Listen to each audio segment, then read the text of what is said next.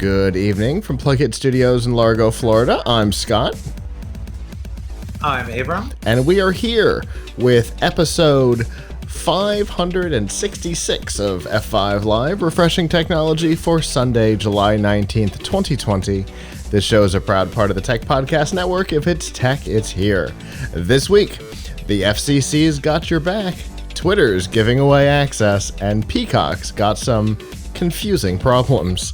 Wherever you are and however you're accessing our show, whether it be on social media, Facebook, Twitter, Instagram, or Snapchat, through a podcatcher, Apple Podcasts, Google Podcasts, Spotify, TuneIn, or a myriad of other options, through our live stream platforms, livestream.com, Mixer, Twitch, Periscope, YouTube, or Facebook, or on our website, PLUGHITZlive.com. Thank you for making us a part of your day.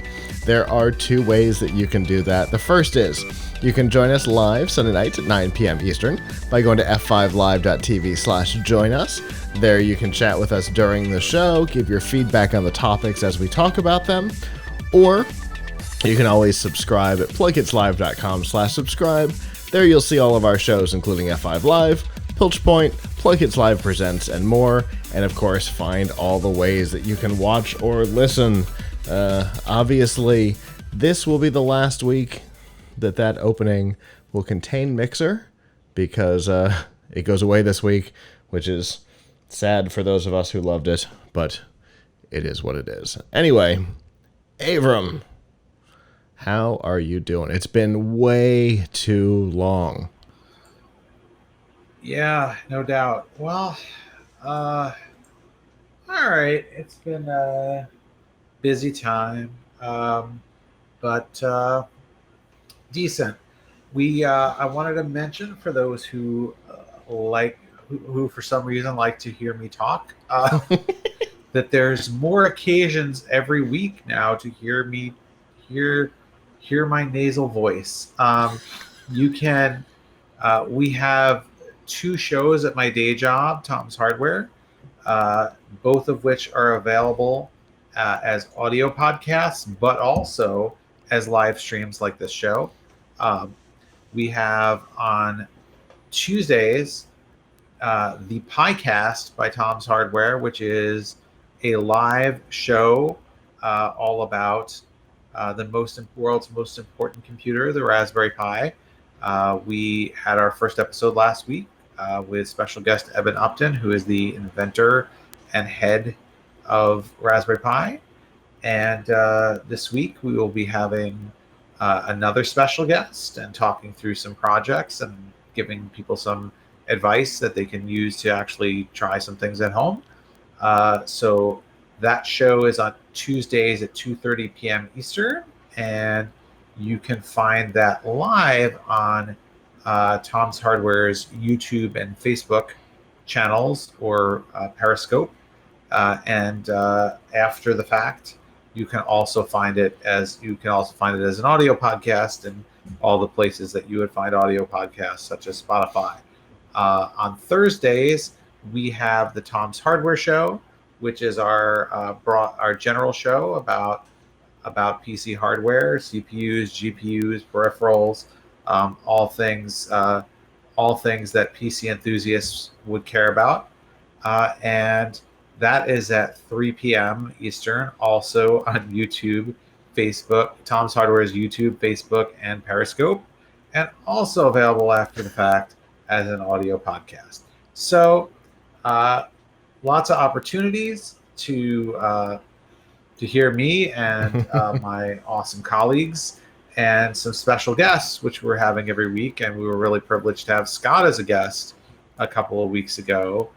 He was our first guest, so It was a lot of fun. that was really cool. Thank you so much for doing that. Of course. I had so much fun. Everybody really appreciate having you. I'm looking forward to trying to get my show up to the level of quality that this show is. That my shows. I'm still looking into the best way to do background music, for example, and graphics, and have a cool split screen like we have here. but I mean, I have a split screen. It's just not as cool as the one that's here, like with the animation behind it. But the but it's these shows have been fun, and obviously we're looking to really take them up to the next level and give people special guests. We think both shows appeal to really important audiences. We're not aware of another weekly live Raspberry Pi show, although there's a lot of people making videos about Raspberry Pi, so it could be one that's another weekly show that I don't know about. But we're really trying to serve that growing audience. Yeah, it's a big audience, and there's, especially right now, there's a lot of people who are wanting to experiment in that space because they've got extra time, and or they've got their kids at home, and it's it's an ideal opportunity to help them out. What else is time for? What, do you go outside or something? Go see people, a restaurant? What the heck? Well, I mean, we're focusing on what's important here, and that's projects. I think, in fairness, I think only one of those is a viable option right now. Yes, that's true. That's true. A lot of them are not viable options, but I mean, like we have to get back to messing with this. But like, here's the robot that my son and I made a couple weeks ago with Raspberry Pi, with a Raspberry Pi 4 running it, and a camera, and nice. Like this has been a lot of fun, like for us to do together, and we learned a lot. There's still more we want to do. We want to actually, well, he doesn't really want me to do this, but I want to do it, to put to replace this board here with one that'll actually do a pan and tilt with the camera. So instead of having the camera fixed on the front like this, I can have one that's actually movable. But that requires me getting rid of this board, which does some important functions with the motors. So we'll see. But we want to see if we can get it to do facial recognition and stuff like that. So we'll see. One of my projects, and I'll just leave it with this, but if anybody has ideas, as usual, I'm all ears, and I want to get a cooler background behind me, which could be used on this show too. I want to create an LED board behind me, like get maybe 2 or 3 long LED matrices, controlled by a Raspberry Pi, and I want them to show cool things while I'm on the air. Now, first of all, there's a question of what LED boards to buy and what controller to buy. I think I have some sense of it. I'm just looking for cheaper options right now because I feel cheap. But because like the really nicest LED boards are like $40-50 each, and I probably have to get like 3 of them. But the real question that I have is, what should it show? I feel like it should show some kind of cool rotating data. Should it show like an RGB equalizer readout of what I'm doing of my voice or what we're doing on here? That would be fun. Or should it, I mean, that's just kind of RGB cool, but like, or should it show some type of statistic, or should it show something having to do with the show? Like how many people are listening, or cool I don't know, like, do something cool with an API. So I'm trying to figure out what the cool data visualization. I want to have a data visualization behind me, is what I want. So that's and I have to find a way to like hang it on the wall. So whatever I get has to have some kind of like nail holes or whatever to nail into the wall. That's a step up on the idea that we had, whose parts and pieces are all just off camera, where we were gonna build a wall using a bunch of LED pixels from Adafruit, and we were going to play a video like what's running behind us on the video show. Yeah. But very abstract with frosted glass over top of it, so there'd be natural motion to it, but it would all be kind of blurred out. I'm thinking of basically. I'm probably going to get the LED boards and controller from Adafruit. So which, by the way, and we don't need to go into this, but the head of Adafruit is going to be a guest on my show, on the podcast show. Not this week, in a future week. We're waiting for them to be breaking some, in the future they may be breaking some. They're always coming out with new products. Uh-huh. So next time they come out with a really cool major new product, which could be happening, in the near future, they'll come on and we'll talk about that. So. I can see them. I can see them working on some new products while their manufacturing has been shifted for a little while. So yeah, that makes sense. I can see that happening in the near future too. I guess while we're talking about other projects, I don't know if I announced this or not, but a couple of weeks ago I joined the Geek News Central team as part of the GNC Week in Review show. So in addition to all the other many, many things that I do, if you just can't get enough of me, on Friday nights at 8 p.m. at GNC Week in Review, you can see me over there as well. So because you and I just have so much extra time to keep doing more shows, right, Avram? That's yep. That's just the way this ends. It's a Nothing hobby. But. It's a hobby that gets a little out of control at some point. Just so you guys know, once you get into it, it can get out of control. So be prepared for that. But it's a lot of fun. Yeah. So that's the important part. It's a lot of fun. Anyway, let's get into some news.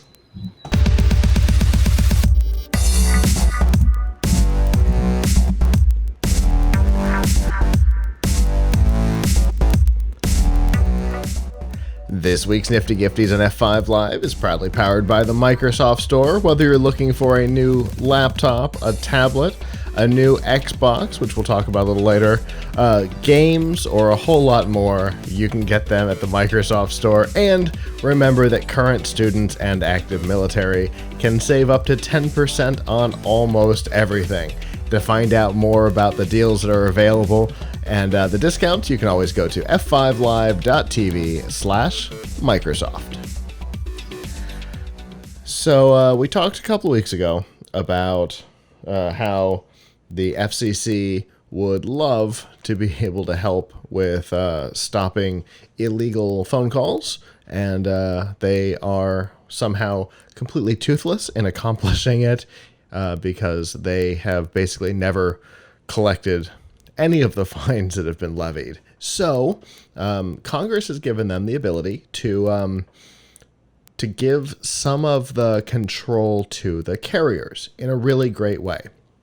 What they've done is they've created a safe harbor for carriers to be able to block calls from predefined bad actor phone services, whether they be VoIP services or cellular or whatever.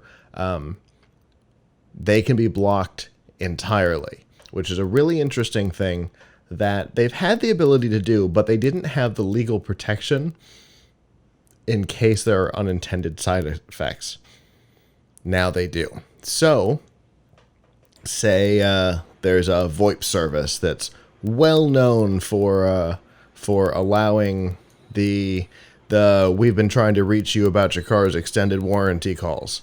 If the FCC contacts them and lets them know they need to put an end to it and they don't, then Verizon, AT&T, T-Mobile can actually stop accepting calls from that carrier entirely, which is obviously an extreme reaction. It's not the ideal situation, but if it's the only solution at a certain point, it's nice that they're going to have that capability to really. So by carrier, and that'll put pressure on. What do you mean by what do they mean by carrier? It can be it can be anything. It can be any telecom. So it could be a VoIP service, which a lot of the scam calls come through custom VoIP services that are kind of built or run specifically for these things.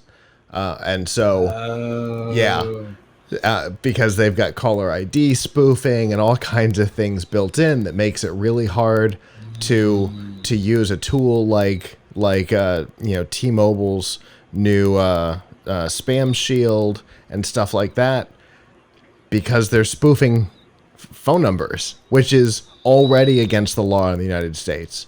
But they do it anyway. And so if the FCC contacts them and says, your service is doing this, you need to stop, and they don't, then any other telecom in the United States can fully stop accepting calls from that carrier, which used to be full-on prohibited. So that's a big deal. Obviously, Verizon's not going to try and block T-Mobile. That's not because that's what would be weird, right? Because yes, some robocalls do come through. I've got one in the office through a little custom board with a SIM card, so you could put in a T-Mobile SIM card, and you could get robocalls through T-Mobile. But the FCC is never going to threaten T-Mobile with a shutdown, so Verizon's never going to be able to block them. But these little VoIP services that are set up specifically for this reason, the FCC is going to contact, and once they do and get ignored, the telecos can stop accepting calls. It seems though like that kind of stuff would take a long time.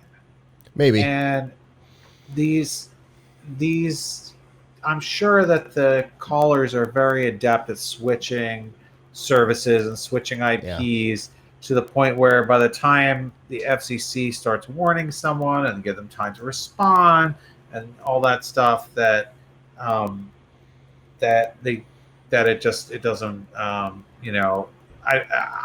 not convinced it's going to be at all effective. My guess is that this will help with the less sophisticated ones. It's probably not going to stop the guys from a couple of weeks ago who were making the medical calls. They kept changing company names and switching everything around, and my guess is it's never going to affect them. But these little so no, you're not going to stop getting, we've been trying to reach you about your car's extended warranty. But the little one-off scams that run for short periods, run by Tampa's actually known for it. The IRS scammers. Last year they arrested 19 people, and when you look at them, you're like, well, they're not technologically savvy. They're renting off of something. Those are the kinds of things that this might help prevent. Maybe. It doesn't hurt, I guess, is the point. It's a step in the idea of being able to give some of the control to the telecoms, since the FCC has been completely ineffective in accomplishing anything. Maybe we'll see some results here. But we've also seen the telecoms start taking some other actions. T-Mobile announced this week, like I mentioned a little bit ago, their I think it's called Scam Shield or Spam Shield. Yep. Which is used to be a small service that you paid for. Now it's a big service that's free for all T-Mobile users, including the ability to get a Google Voice style virtual number that rings right to your phone. So, I think the telecoms are starting to feel empowered by this to accomplish things, and that might be a big deal. So, I don't know. Fingers crossed. Yeah, I mean, I hope so, because the problem seems to actually be getting worse. Mm-hmm. Right? I'm getting more calls like that now than I used to. And And it's and interesting. They're getting good at it. Yeah. In the beginning of the shutdown, everybody reported that there was a small cut. Like they had noticed fewer calls, and now, after a couple of weeks of that, it went the other way, and it seemed to spike pretty hard. So, any little bit might help. Yeah, I mean, it's what I don't know is, have they successfully gotten anyone to buy an extended car warranty this way? Has anybody ever fallen for it? I don't know. Like, why do they do it if nobody falls for it? There must be someone who falls for it, right? There must be. It's the only explanation, but it's a crazy one. It's because it's so what bonkers. Are they selling you exactly? I don't know. I want to know what they're selling you exactly. Is it like what exactly are they selling? Wouldn't that be a fascinating investigative report to do? Yeah. Actually pretending to fall for some of these scams and seeing what the end result is. Yeah, I have a coworker. Actually, this is one of the things that I really miss about being in the office.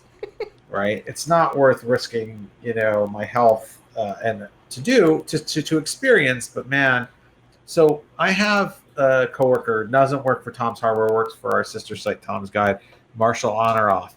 And Marshall's thing is, anytime he gets a scam call, he will like talk it through with them, and kind of and argue with them about how they're lying or something, right? And I'll overhear this because he'll get it in the middle of the day, and we'll all be overhearing this conversation. And he's like, well, obviously that's not true. You're lying about the IRS. How would you know that? Like he'll call their bluff, basically, with these calls. So, I mean, that's when he gets a live person. Sure. Not a robocall. That's usually the ones I'm getting are robocalls. Yeah. Right now. So who's the person that's like, yeah, your car warranty? Oh, okay.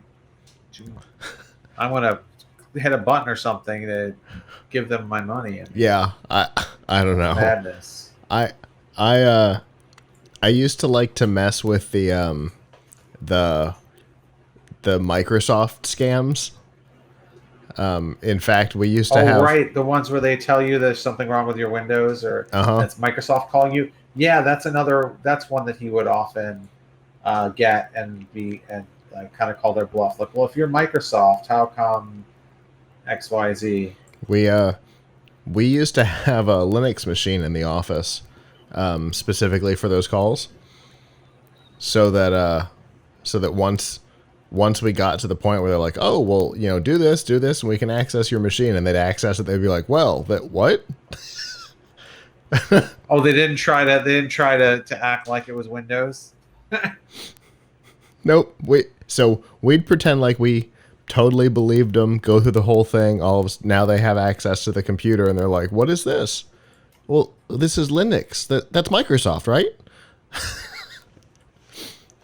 We figured if we kept him on the phone, then my parents were less likely to get the call and possibly fall for it. That's exactly what Marshall says. The last time they called me was when we were doing TEDx, and they called about 15 minutes before we opened the doors, and we were having technical problems, and I swore at them and threw my phone across the auditorium. I haven't heard from them since. But anyway, sometimes there are apparently things you can do to stop it, like throw your phone across the room. Anyway, like Avram said, there's no telling how effective or if it will be effective at all, but it doesn't make it any worse, so let's hope.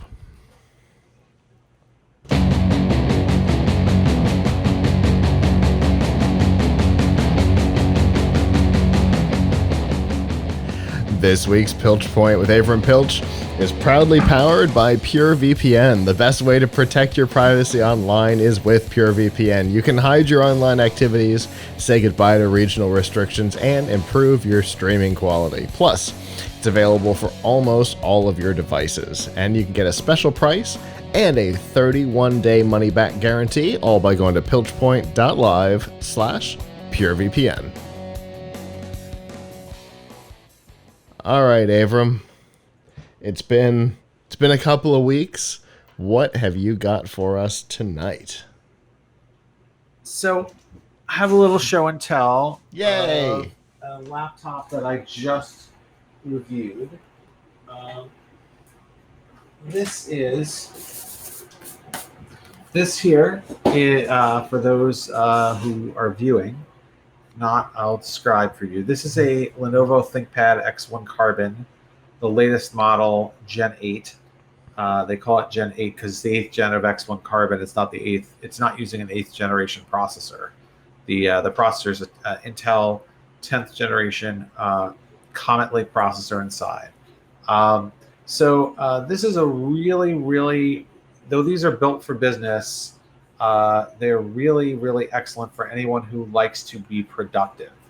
That is, if you if you're a student and you gotta, do research papers, if you're someone who, does any programming, anything like that, this is a great machine for a few reasons. One, it's got an absolutely fantastic keyboard. Lenovo's are known to have, ThinkPads, I should say, not all Lenovo's, are known to have excellent keyboards. This one follows suit. Really good tactile feedback on this, and so you could type well. You could type faster, more accurately. The human part of the computer will be faster. Similarly, if you can carry something around more easily or balance on your lap better, that's definitely good for productivity. Or even if in these days you're not going anywhere, but you're going to your couch or you're lying in your bed, this is a really light, thin laptop. It is 0.6 inches thick, and it weighs 2.41 pounds. That is less by a lot than the in terms of weight than the Dell XPS 13, which a lot of people consider, and is also an excellent laptop. Consider sort of a gold standard for lightweight clamshell laptops. So other things to note about this ThinkPad X1 Carbon Gen 8.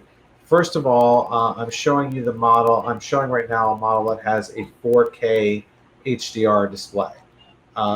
It's hard to come through on the video here how good the color looks, but suffice it to say that it looks better than real life. So if you could, say, put a camera on the back of the lid, which they don't, but I wish they would, then I would sort of walk around life like this all day, because everything and everyone looks much more colorful on the HDR screen than they do in real life. Now, I don't know if you want to configure it with the HDR screen. That's one option, because you will get less battery life. So with the 4K HDR screen, you get, on our test, which is continuous surfing over Wi-Fi, 7.5 hours, which is not terrible. For the 1080p screen, you get 10.5 hours. So, a significant bump from having a screen that is lower resolution, consumes less power, but is also actually really quite bright. So this, both of the screens are really excellently bright. The 1080 screen actually is better if there's sunlight coming through the window because it's matte. This you can probably see, if you're watching, you can see there's some reflections on the screen because it's glossy. Glossy looks really nice on any display, but it also shows reflections and makes viewing angles worse. That's always the trade-off, whether you're buying a monitor or you're buying a laptop with a screen in it. Glossy makes colors pop more, but glossy also shows reflections more. So performance on this is good. It's not a gaming machine. It only has integrated Intel HD graphics, but it has up to 1 TB NVMe SSD that's pretty quick. It has up to a Core i7 Intel Comet Lake CPU, which the top model for this has 4 cores and 8 threads. And it has one thing that's nice is it has a whole bunch of ports. So even though this is super thin, it has 2 USB Type A ports on it and 2 Thunderbolt / Type C ports on it, and full-size HDMI out, so you can go out to a monitor or a TV without a dongle or docking station. It even has an old-style headphone jack, which most phones don't have these days. But it starts at $1,330 at Lenovo.com to get a model that has a Core i5 processor and 8 gigs of RAM and the 1080 screen. I certainly recommend if you were to buy it, that you get a model with 16 gigabytes of RAM, because you cannot upgrade the RAM. It's soldered onto the motherboard, so that's and I really think in this day and age, especially buying a computer that's going to last you a few years, 8 gigabytes of RAM is not enough. You should have 16. You can upgrade the SSD, however, so you could save yourself quite a bit of money by configuring it with a 256 gig SSD, and then spend $125 and buy yourself an aftermarket SSD and put it in, and you could save some money that way if you're comfortable doing that. So we have a full review of this on tomshardware.com, where we gave it an Editor's Choice Award. I do think that even though this is marketed as a business notebook, it is a great notebook for students, for anyone who wants to just get work done, get things done. It's not, while you could certainly watch movies on it, the audio is actually pretty good. I wouldn't consider that. It's certainly not a gaming notebook. And it's not a workstation. I mean, it's powerful enough to do most things, but it's not. You can do video editing on it, sure. You can do Photoshop on it, sure. But if you're a professional 3D animator or something, then you'll want a workstation, which they have a version actually called the X1 Extreme that is kind of a workstation. But this is, I think, a really great choice for a lot of folks. The ThinkPad X1 Carbon. So the thing that I noticed while you were showing that off is how comfortable you were just like flipping it around in your hands, which means that the design and the weight must be really great, because at no point did you feel weird. No. So that's a good point. The fit and finish of it, in terms of and this is something I've actually heard Lenovo talk about. This sort of tells you the difference between like a good, really, when we talk about build quality on a laptop, it's kind of intangible, right? You're like, oh, what's good build quality? Is anything a good? Here, I'm gripping it. If you see, I'm gripping it on one corner with one hand, and I'm not, it doesn't feel like it's creaking, and the body of it's not stressing under my my grip, right? Whereas a lot of laptops, I feel like, hey, if I'm holding it by one corner and I'm not supporting the other corner with my hand, maybe I start to hear some plastic popping. This is made out of magnesium and carbon fiber and aluminum, so it's made out of really good quality materials. It's also mil spec tested, which means it's supposed to survive some amount of dings and drops and things like that. So yeah, that's another thing. Like you certainly there are other Ultrabooks out there in this price range, or even perhaps a little bit cheaper, But when you're getting something, when you get a business notebook like this, it is made to last, and it feels really, really solid. It doesn't feel, it's light, but it doesn't feel like feel flimsy in Mm-hmm. any way. So that's a very good point, and a good reason to invest in this. It's one of those intangibles Mm-hmm. that's really nice that you get with a high quality business notebook like a ThinkPad. The other thing, which personally I love, and I know not everybody agrees with me, but I'm gonna, I will stand this every day, which is it has a track pointing stick, so that you can, in addition to the touchpad, so that you can navigate around the desktop uh, using the little red nub. And for me, the little red nub is far superior to the touchpad, because it's more precise. There's not as much like slippage or jumpiness, even though the touchpad on this one is really good. And if you're a touch typist, and Mm-hmm. really you ought to be, right? Um, you can, if you have your hands on the home row, then you can move the mouse pointer around without doing this all the time and moving your Yeah, hands. because your And fingers are this already becomes there. repetitive on your right, and this becomes repetitive on your shoulder, right? So it's like, oh, I'm moving, right? So I feel like I work much more efficiently having the track point there. I find it much more accurate than a touchpad, and I miss it when I'm using a notebook that doesn't have one.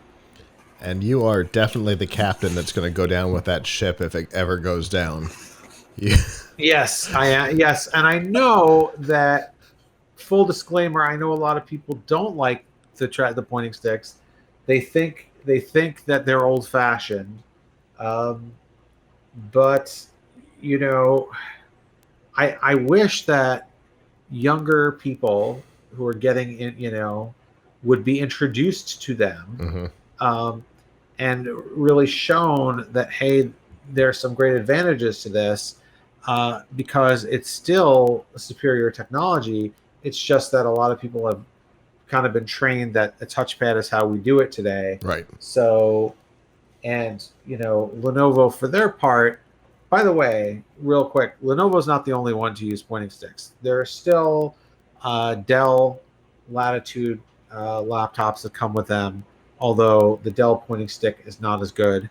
Um, and and I don't know if the most recent models have them, but there have been HP Elite books, and Toshiba.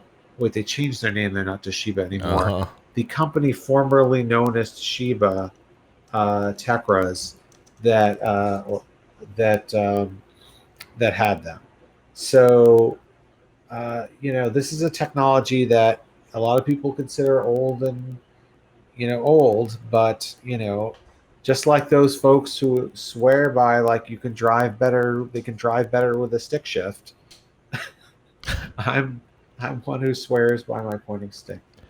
Well, you mentioned Toshiba, so I went to the Dynabook, which is their new name. I went to the Dynabook website, and one of the ones on the homepage has a pointing stick. Yeah, theirs is pretty decent. Still not as good, but it's a little blue one. Mm-hmm. It definitely is better than the ones on Dell and HP, which are concave, whereas the Toshiba and Lenovo ones are convex. So yes, I know the shape of all my rubber domes. It's, That it's a might small area of expertise, but I but I have it. that might be my new Um, favorite sentence from you, Avram. yes. I know the shape of all my rubber domes. That is a Yeah. bonkers sentence. Actually, now that I'm looking at it, all of the ones on their homepage have it now. So Toshiba might be leaning into it a little harder than or Dynabook may be leaning into it a little harder than they used to. But Yeah. Lenovo is the company that like when people think of a laptop with the track, Yes. It's Lenovo. That Yes. Fair to say. because we kind of all associated it with IBM laptops, and so IBM is Lenovo. Yeah. So we're all there. Anyway, Yep. that's a weird knowledge for us to have. But I also think there's older technology. I miss physical keyboards and phones. But I love the laptop. I miss the physical keyboards on phones too. I hold my Palm Pre 3 from time to time and go, oh, I miss you. But I love the thing. Like you said, I've got a laptop in the office that the motherboard is cracked. Half the keyboard doesn't work because the motherboard's cracked because somebody carried it by the corner. And so the idea that this one doesn't feel like that's going to happen, that's so important because we catch ourselves doing it all the time. I find myself with this thing, with my Surface Book in my hand halfway all the time walking around the office. Now I usually do it from the hinge, but still, that feeling of strength and durability that it'll survive something that theoretically is such a simple and normal thing for us to be doing is an important thing. And it's exciting to hear that you guys gave it an editor's choice. Someone needs to tell my 8-year-old son not to carry his laptop by the screen. Oh, Well, actually, the someone is me, but he doesn't listen to me. He has a laptop, which, full disclosure, is an old ThinkPad of mine that I gave him, and I guess that you can see the quality because he carries it around like this. I'm not even going to simulate this with a laptop because it's so horrifying. He'll carry it around like this, holding onto the screen with it open, and I tell him you can't do that, and he keeps doing it. I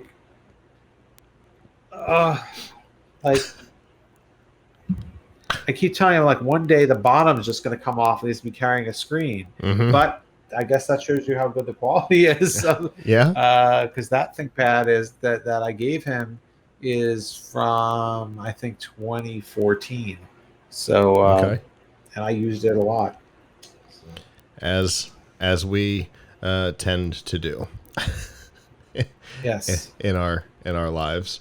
Well, Avram, thanks for showing it off. I am I like it. It looks like a nice machine, and I'm gonna definitely check out the full review on Tom's Hardware. So, and as always, I look forward to seeing what we talk about next.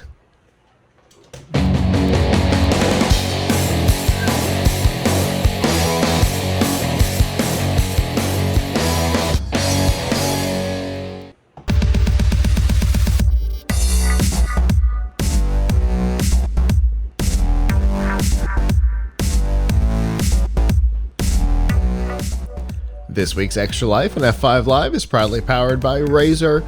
Get all the accessories you need to up your game on PC, console, or mobile devices from Razer. Whether you're looking for a gaming mouse and keyboard like we use here in the studio, a webcam and light for your Twitch stream, or an entire gaming setup like the Razer Blade 15, you can find it all at Razer by going to f5live.tv/Razer. Now, we know that there are big changes coming to the Xbox brand. There's no surprise to anybody there. We've got a new generation of console. We've got Project xCloud. But Microsoft has started the transition already, despite the fact that the new consoles don't come out until holiday 2020. In fact, the company has discontinued production of the Xbox One X and the Xbox One S All Digital Edition already. The Xbox One S traditional console will continue to be produced, but it may have created a problem, and that problem is they don't exist. Microsoft, Amazon, Best Buy, Walmart all show no inventory already. Just a matter of days after this announcement, show no inventory of any of those consoles. Best Buy shows no inventory of any Xbox consoles. Microsoft, Amazon, and Walmart all have the S in stock, but all of them say limited quantity. Now, of course, some of this has to do with the fact that demand for consoles has gone up because people are at home. So, warehouses are already pulled a little thin. But the idea that they would discontinue production while people are looking for hardware and there's already a shortage, unless there's a warehouse somewhere at Microsoft full of these things. Yeah, it's a conspiracy. Wait, well, it's a conspiracy. Be prepared. We'll get into some more Microsoft conspiracy theory here in a second.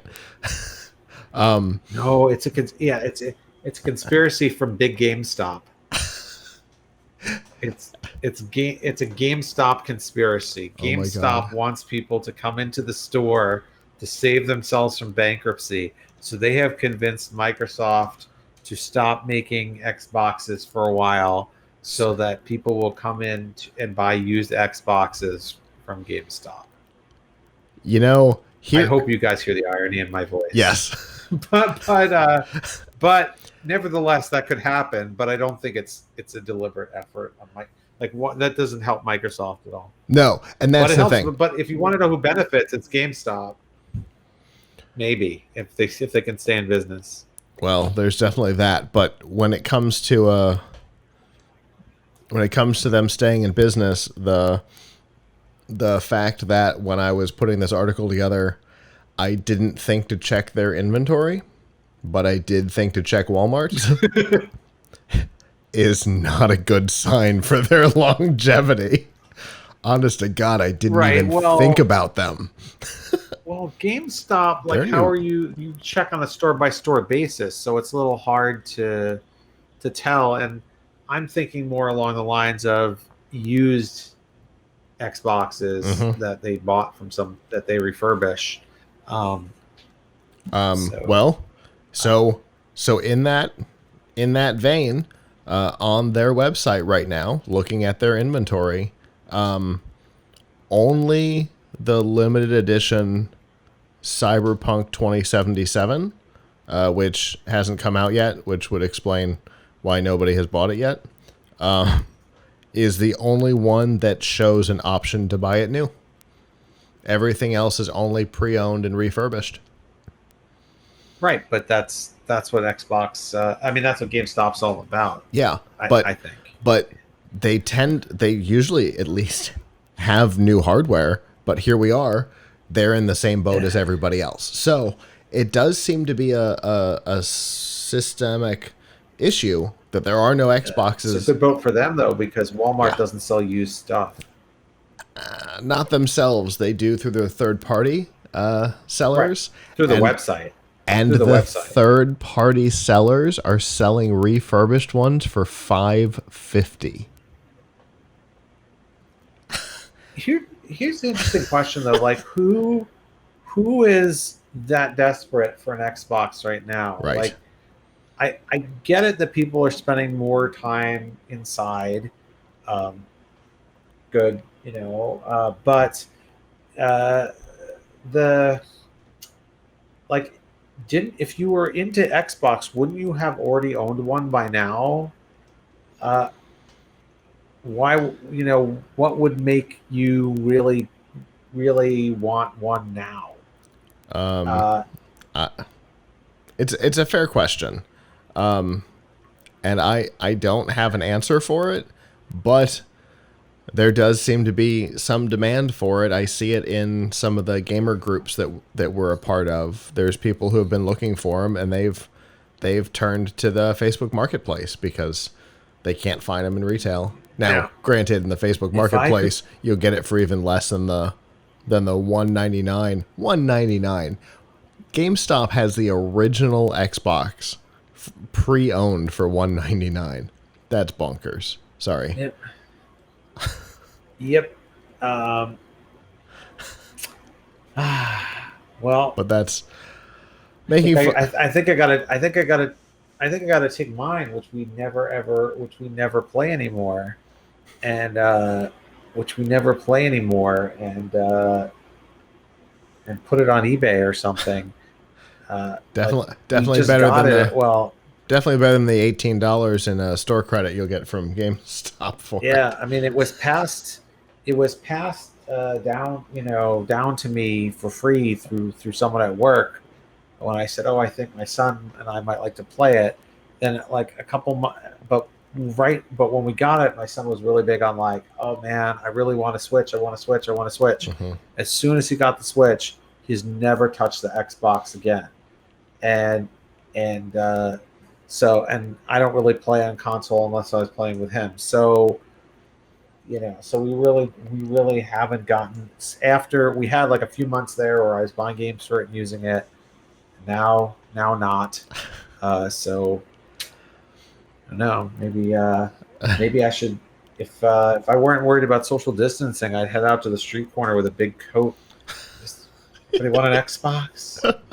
Selling Xbox? Oh, that would be funny. So that's not the only change that we're seeing right now from the Xbox brand. They made the announcement that that Project xCloud, we knew from November of last year that xCloud would be included in the Game Pass family.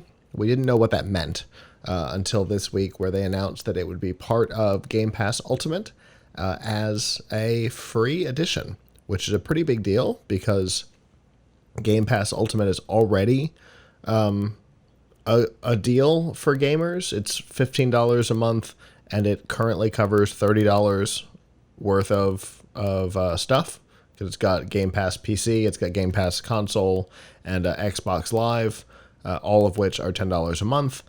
But that might be changing too, which could explain why Project xCloud is coming to Game Pass Ultimate, because Microsoft has stopped selling 12-month subscriptions to Xbox Live Gold. The speculation is that when the new hardware launches, Xbox Gold will become just the standard. And so buying 12 months worth of it now would just annoy people to end up in a couple of months getting the rest of it for free anyway. So they've discontinued the 12-month, and my guess is that we will see the 3-month and 1 month go away as we get closer to the launch of the Series X and the Series S, which they have not announced, but almost certainly exists, as there are photos of it. Yeah, so even Xbox Live is seeing some changes. It's gonna be some big changes for the Xbox brand, but all of them seem to be, other than the discontinue of the console, which is bizarre. All of the xCloud and Xbox Live stuff looks like, if it goes the way it looks like it will be a win for consumers. So I guess fingers crossed on that one, that Xbox Live just becomes a free service and you get your games through Game Pass, because that'd be a win for a lot of people, and it would explain why xCloud's coming to Ultimate.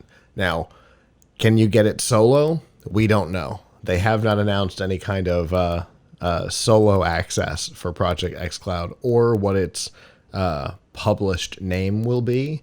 I would not be surprised if it was called something like Game Pass Streaming or something like that, and becomes the third corner of the Game Pass Ultimate triangle when Xbox Live Gold kind of goes away, because it's going to offer, at launch, it's going to offer over 100 games available. If you're an Ultimate subscriber, you're going to get over 100 games available to stream, play stream for free, which is a pretty pretty big collection. It's way more than Stadia has, and if you're an Ultimate subscriber, you've already got it. So that's pretty cool, and I've been using it. It works really well.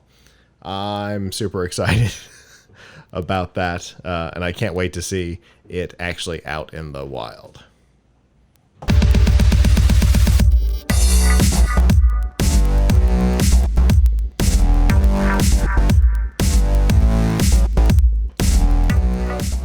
This week's news from the tubes and F5 Live is probably powered by Riff Tracks, Make Fun of Movies, or let these guys do it for you. Mike Nelson, Bill Corbett, and Kevin Murphy, the former stars of Mystery Science Theater 3000, are back and doing what they do best, creating commentaries for Hollywood blockbusters and B-movie oddities. It's like watching a movie with your funniest friends. They do full-length features, short films, and live events. They are bringing the live events online this year, and their first one is going to be Season 1, Episode 1 of Stranger Things. That should be a ton of fun. To find out about the event, the full-length features, and the short films, you can go to f5live.tv/rifftracks with an X. Obviously, by now, so long as you have not been completely hiding from the rest of the world, in which case you're probably not watching us, you have heard about the Twitter hack that happened on Wednesday. It was big, to say the least, not in scale, but in scope. Only 130 accounts were compromised, but those 130 accounts pretty much cover all Twitter subscribers in one way or another. It was everybody from Barack Obama to Elon Musk, Bill Gates, Jeff Bezos, all of the big subscribed accounts all got hit and tweeted out cryptocurrency scam. Everybody knows that. We're not going to talk about the details of that. What I find interesting is the way that it happened. Twitter announced yesterday that they had gotten to a particular level of their investigation, in which case they were comfortable releasing some information about what happened, and essentially through social engineering, the hackers were able to convince Twitter employees to give up their corporate credentials so that they could log into Twitter's internal employee management system, which definitely sucks. Like, that's impressive. If you don't know what social engineering is, it's essentially using social cues to be able to convince somebody that you are part of their circle, whatever that means. In this case, the circle was an employee of Twitter, and that you needed help, and they gave information. If you want, I know this is going to be a weird suggestion, but there's a great song from the nerdcore rapper Whitey Cracker called Social Engineering that explains it way better than I ever will be able to. So go listen to that. That'll explain it well. In fact, he covers probably what happened here. Anyway, so the real issue that I see here is that without access, without verification of the people, Obama, Biden, Bezos, these hackers were able to compromise their accounts anyway, which is interesting because, say, when I call GoDaddy, I have to verify who I am before they have access to my account. When I call my cell phone carrier, I have to verify who I am before they can make changes to my account. Why is Twitter different? Are there internal tools so lax and open that any employee can go in and just compromise an account? That seems terrifying to me. What about you, Avram? I mean, I'd like some more details about how they were able to compromise these accounts. I don't know.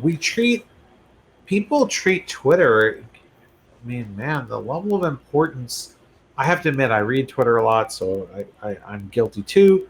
But people treat Twitter as if it's like one of the most important things in the world. And I guess, given the type of conversation that happens on Twitter, that you have, world leaders and the president using Twitter to, in some cases make policy.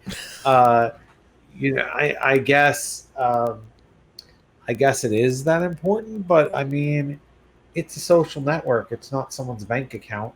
True. I mean, granted, I wouldn't want somebody hacking in and saying all kinds of embarrassing things using my login. Sure. But I mean, but maybe their standards are not as for security are not as high as your banks, or even maybe they shouldn't be, or even my email provider. That's the kind of thing that surprises me, is that you've got high profile people using it, in some cases to announce policy decisions, which is a whole different bizarro world topic. But their employees don't have to verify the person before they can make changes to the account, but I can't. It takes me 8 steps to log into my email if I forget my password. That's where it seems strange. It seems like some sort of a phone pin or something to be able to lock the account before an employee can just walk in and start making changes. If GoDaddy can do it, it seems like Twitter should do it. Yeah, no doubt. It makes no sense. Yeah, it definitely makes no sense. And it's a little worrying, but it's worrying on top of worrying, because Twitter's public perception has been decreasing. There's been concerns over some of their policing policies. The same thing that everybody gets hit up with. YouTube and Facebook have all come under fire for inconsistent policy upholdings and things like that. But to add this on top of it, not great. And it's funny, if you look at their stock price for this week, you can see when the hack started, and you can see when they finally responded to it several hours later, because the stock price has this huge dip and then gain. You can literally see where the problem started and ended, looking at their stock price, which I thought was fun because we were looking at that on Friday during the show. But these types of things tend to end in policy changes for companies and organizations. Hopefully, as the investigation continues and they figure out exactly what hole was used to bypass whatever security is in place, they will be able to patch it and fix the policies, and hopefully retrain to avoid social engineering attacks, because they're usually pretty easy to spot.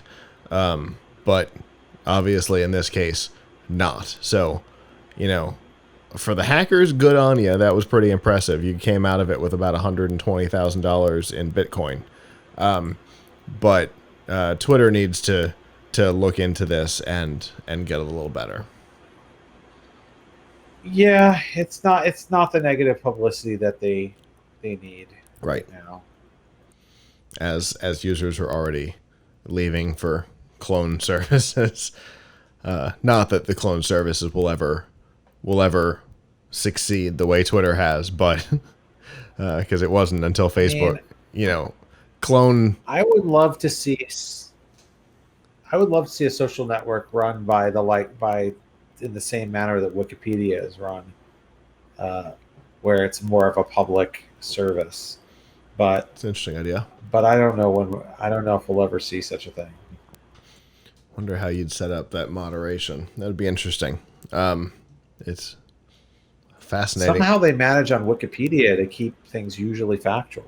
Yeah, they've got editors and stuff that watch for bizarro changes, and they lock things like the African elephant when Steve Colbert tells the world to change it, that it's no longer endangered.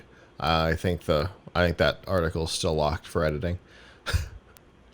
That was like 17 years ago. But they're really on top of that kind of stuff. So. They are. They reject stuff real quick at Wikipedia now. It would definitely be interesting thought experiment to kind of consider how something like that would work.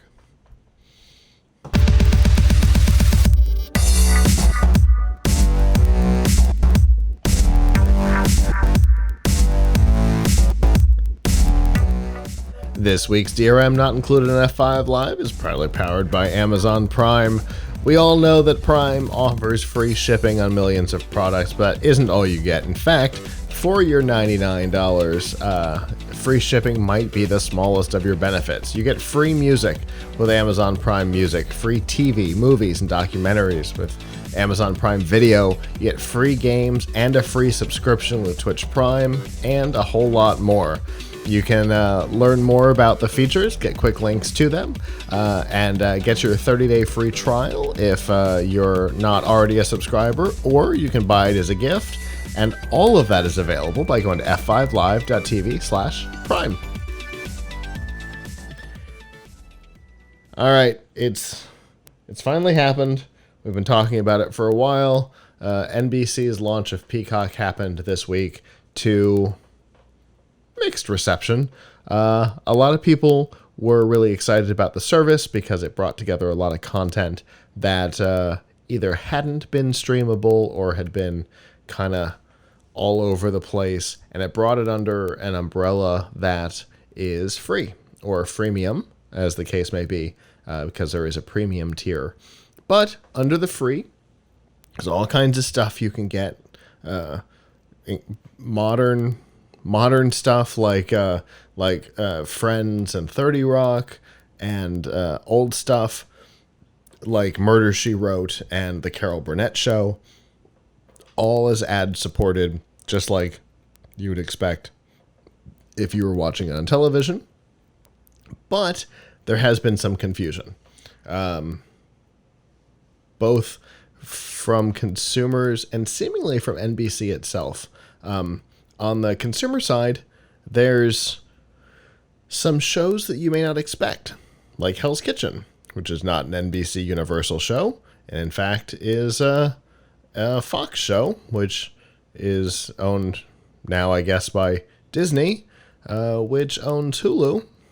So you would expect it to be available on Hulu and not on a competing service, but it's there, kind of.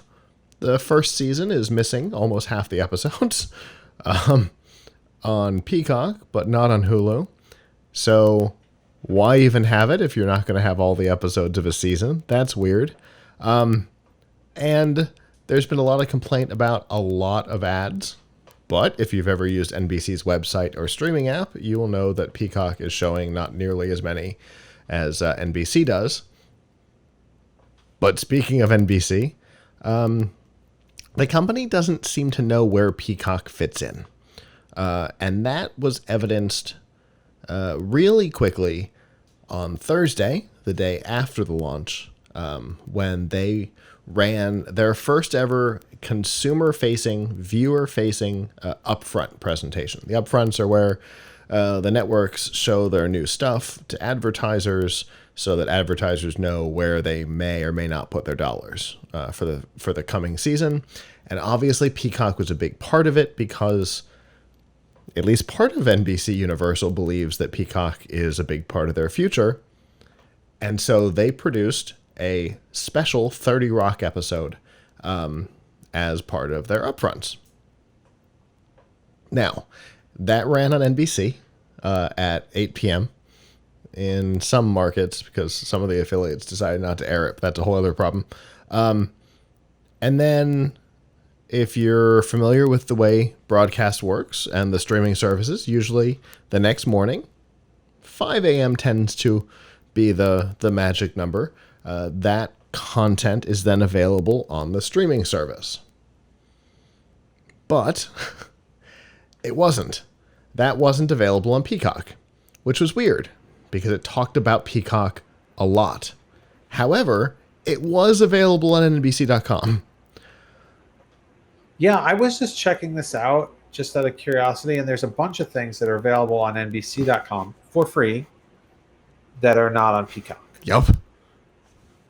Why does NBC.com still exist? Right. Shouldn't they merge the two of them? Like, for example, showing my age, of course, but I sometimes like to go back and watch the shows of my childhood, which I have forgotten what happened. And NBC.com has the $6 million man. Peacock does not. So I'll be sticking with NBC.com. With 50% more ads, but at least you get to watch it, which you can't on Peacock. So, plus, there's an Xfinity branded streaming service out there, which is also owned by Comcast. So Comcast has 3 streaming services that are all different. I do believe that the Xfinity branded one is going away because Xfinity subscribers got access to Peacock before the rest of us. So I do believe that one's fate has been sealed. But theoretically, there are 3 streaming services all owned by Comcast. Plus, they still technically have a 30% stake in Hulu. And the consistency is all over the place. Granted, they are walking out of Hulu and giving full control to Disney. And I get that. And so you're going to start seeing some stuff back down from Hulu as contracts expire. And that's fine. I get it. They're all going to move to Peacock. Got it. But why do they still have 2 competing services? It was the question that we asked when they launched the Xfinity service and they were still a majority owner in Hulu, why they were competing with themselves there. And here they're doing it again. Why are Peacock and NBC.com, which, by the way, NBC.com has a tab for Peacock on it. So the same site is competing with itself, which is bonkers. I don't get it. And why did NBC.com get the 30 Rock episode that talked so much about Peacock before Peacock did?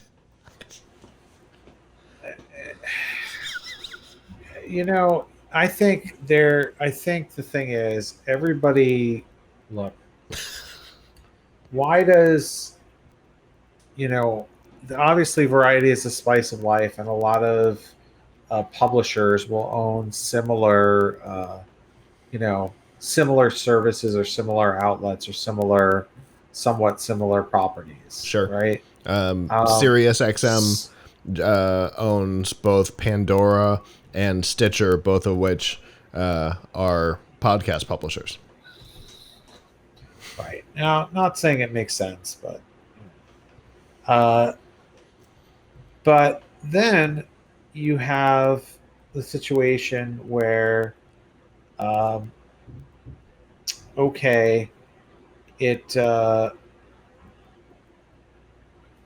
then you have a situation where it's just getting crazy and it's getting confusing from a branding perspective. Mm-hmm. I think, I also wonder, and I get why they do from a business perspective, why there's HBO and HBO Now and HBO Max. Like, why does HBO have more than one streaming service? Because AT&T is trying to figure out how to be a media company. Why isn't there just one HBO? NBC, it's not like, I don't know what the numbers are, but I can't imagine that NBC.com was a huge revenue generator for them. I can't imagine. They weren't doing a lot to push it. Yeah. Not doing a lot to push it. It's some interesting, nice free content if you want any of those archival shows or even newer NBC shows. So, but a lot of them on NBC.com, a lot of it required that you have a cable subscription. You have cable, right? Right. Yeah. Peacock doesn't have that requirement, which definitely separates it from its NBC.com sister. But still, does NBC Universal not have the streaming rights to, it's weird. Right. I don't know. It's definitely confusing. And if it's confusing for me, it's got to be confusing for standard streaming consumers. For you and I, Yep. we literally live in this space. This is one of the topics we talk about every week. And even we're looking at it going, I don't know. Yep. That can't be good for my mother, who was also signed up for Peacock and was surprised that the 30 Rock special wasn't there on Thursday. Yep. No doubt. And what's she going to do? Well, it's not there like everything else. They must not be getting it. No, they did at 9 p.m. Why 9 p.m.? I don't know. But that's when it showed up. What's that? 16 hours after NBC.com got it, even though it talks about Peacock as its primary thing, so much so that the affiliates wouldn't air the special because it was talking about something that they felt was a threat to them so much. Because my NBC affiliate here didn't air it at all. They reran a Hurricane special instead. So I don't know. I think somebody in the streaming department of NBC Universal needs to have a meeting and go, all right, what are our priorities, and let's lean into it. I think Peacock is the priority, and so I think it's time to lean into it. That's my personal opinion. Yep. Well, that is our show. Thank you to those of you who joined us live. We had some people watching us on YouTube and on Twitch. We appreciate it. I apologize to Nick, who commented a couple minutes ago, or about a minute ago. Thanks for joining us on YouTube. If you didn't join us live and would like to in the future, you can always go to f5live.tv/join us on Sunday nights at 9 p.m. Eastern and chat with us in the studio. We always love to hear from people. If you can't join us live, that's okay. PLUGHITZlive.com/subscribe. You can see all of our shows and all the ways to subscribe.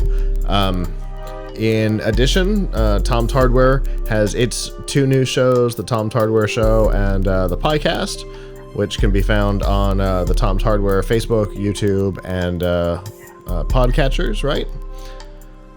No, Periscope. Oh, Periscope as well. And also on everywhere that podcasts are found, such as Spotify, Google, and hopefully, if they've improved it as of this moment, which I don't know for sure, Apple. Well, I know the Tom's Hardware Show is, because I've already subscribed. And then my cast I put through last night, so I'm not sure. So by the time you're seeing this, maybe it's already there. And of course, you can also find me Friday nights at the GNC Week in Review. So Avram and I are everywhere. You can't avoid us. So definitely check out all the fun things that we're up to. And I guess with that, on behalf of the staff that's not here, I'm Scott. I'm Avram. And we will see you guys back next time. Ciao.